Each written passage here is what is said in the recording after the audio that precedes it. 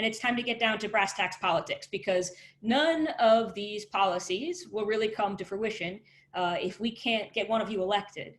And we know that the 5th District is a really hard row to hoe, especially for Democrats. And so I want to talk about what you've learned since the last time we ran in 2018 from the Cockburn campaign, and how your campaign plans to address those challenges, particularly in a time where a lot of traditional voter turnout techniques are not as viable as they might have been. There isn't going to be a lot of door knocking and a lot of campaign rallies, at least for the foreseeable future. So John, you want to go ahead and get us started? Absolutely. And I have said this in every forum and every opportunity that I've had to speak with voters, both here in the Zoom format and, when we were doing this face-to-face. I really think experience matters. I have run, this is my 4th opportunity to run for elected office. I ran in 2009 for the House of Delegates in a very rural district, and then was elected twice, once as school board chair and once as a member of my board of supervisors in a Republican majority county. And I was elected as the only Democrat on the board of supervisors. So I've got the ability to appeal to people from across the aisle, and specifically with reference to 2018, Sally, we fell about 20,000 votes short. And so we'll need anywhere from 10 to 15,000. And I really think, I agree with Roger Dean in this case that we're going to need to find Trump voters, or we're going to have to find those voters who are looking for that won't be Trump voters anymore because of where we are in this country right now, specifically independents and moderate Republicans. I have had the opportunity to work with moderate Republicans on my board of supervisor. We formed a majority. We got things done. And I do believe that that's appealing to the electorate. And I think that's where we can find these votes to win this seat in November. Thanks very much, John. Claire, you'd be next.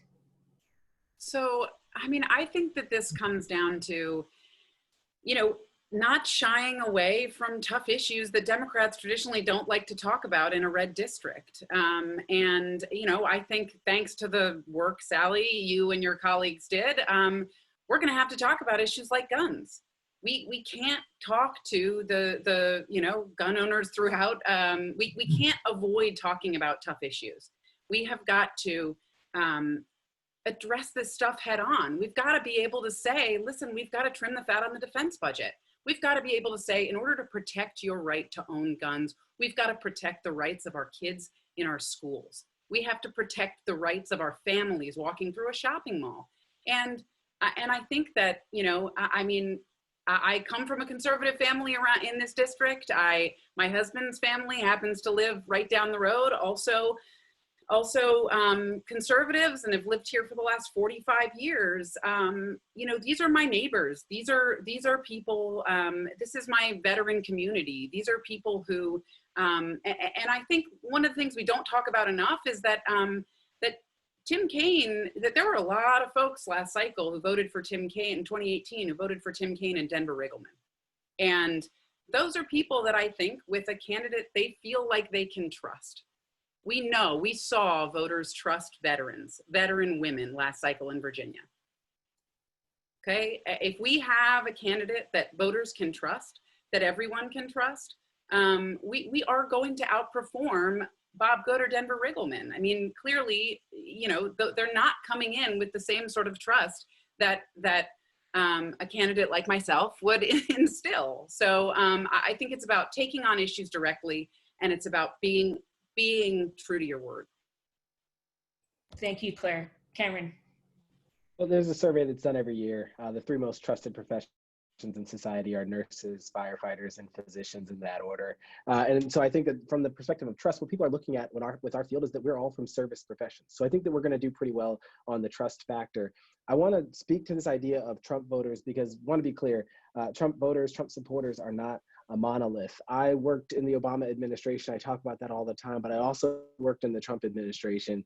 I worked there for 6 months, and I can tell you from up close and personal, that deep ideology, you're not going to get a lot of split ticket votes with that deep ideology. But we have 2 counties here in the 5th that were pivot counties, and that's Nelson and Buckingham County. And those counties went Obama 08, Obama 2012, and Trump 2016. Those aren't Trump voters. Those are change voters. Those are people who are motivated. Those are people who are passionate. Those are people who want to hear somebody speak to the issues that impact their lives the most. They took a gamble on Donald Trump in 2016, and he's failed them. And that's the thing that we need to lean into. It's those kitchen table issues. It's going to be healthcare.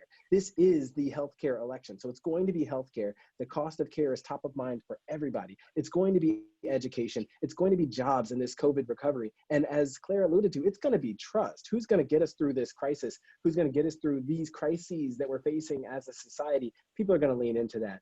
Your question asked what we learned from Leslie Cockburn. And I remember talking to her before I announced my campaign. She lost by 20,000 votes. And you all have probably heard me say this before.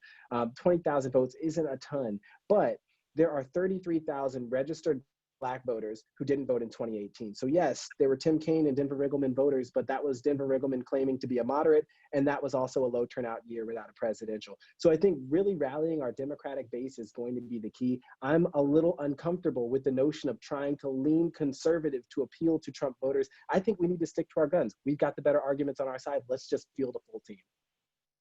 Thank you. And RD, you could close us out. Everybody has a little different theory of the case. As I think my colleagues know, I like all of them. I think they would be all great members of Congress. Tim Kaine lost this district by 7,000 votes. He won Nelson County. He lost Buckingham by about 500. He carried Rappahannock County. I don't think that it's a base or a swing voter. I think it's both.